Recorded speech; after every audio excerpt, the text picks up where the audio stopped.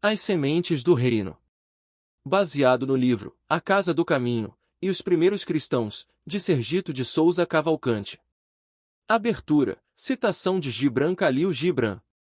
A coruja, cujos olhos feitos para a noite são velados ao dia, não pode descortinar o mistério da luz. Se queres realmente contemplar o espírito da morte, abre amplamente as portas do coração ao corpo da vida. Pois a vida e a morte são uma e a mesma coisa, como o rio e o mar são uma e a mesma coisa.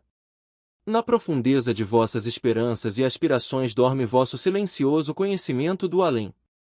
Todas as citações se referem aos evangelhos e ao livro Atos dos Apóstolos. Parte 2. Após 40 dias de profícuos ensinamentos, o Cristo sobe ao Pai. Havendo provado que a morte não existe, que somente o corpo de carne é que morre. O Cristo dá testemunho dos ensinamentos a respeito da vida em uma nova dimensão vibratória, a morada do Espírito imortal. Isso revigora o ânimo dos discípulos, que partem para a instalação do reino de Deus na terra, colocando as bases da casa do caminho. Com a ascensão de Jesus ao mundo espiritual, iniciou para os primeiros cristãos um tempo de testemunho público e corajoso que, progressivamente, deve atingir todos os homens. A ascensão assinala, portanto, a reviravolta histórica e determinante do cristianismo. E o divisor de águas entre a história de Jesus e das comunidades cristãs. O grupo dos apóstolos que, por cerca de 3 anos, foi treinado para testemunhar seus ensinos estava habilitado à disseminação de sua mensagem. Estava, pois, concluído o tempo de Jesus entre nós.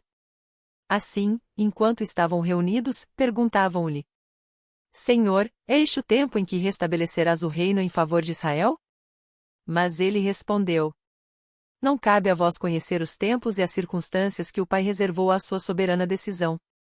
Mas recebereis a força do Espírito que descerá sobre vós, e então sereis as minhas testemunhas em Jerusalém, em toda a Judéia e Samaria e até os extremos confins da terra.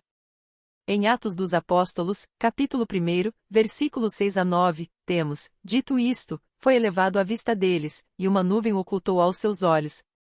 Depois da ascensão, Jesus precisava consolidar a fé nos corações de seus discípulos para que não fraquejassem ante as lutas que teriam pela frente, na propagação do seu evangelho.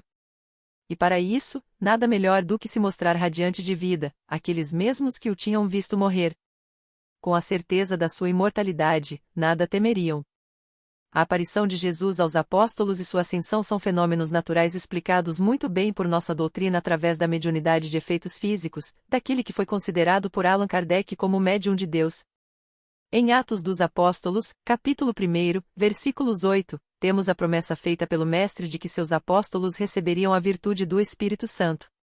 Ele se referia à mediunidade, da qual seriam dotados os discípulos, para que a usassem como instrumento de trabalho, para levarem a luz aos 4 cantos da terra. E acrescenta: dai de graça o que de graça receberam. O Espiritismo, como Consolador prometido, usa a mediunidade como sua principal ferramenta de trabalho. Traz do mundo espiritual para o mundo terreno as luzes da espiritualidade superior e dá testemunho de Jesus, através de seus mentores espirituais. Quando Jesus percebeu que seus discípulos já estavam possuídos de uma fé sincera e ativa, partiu para sua esfera de onde continua o seu labor em prol de nosso crescimento espiritual. Cabia então aos apóstolos e discípulos a disseminação de sua doutrina, ajudados por inúmeras falanges de espíritos iluminados.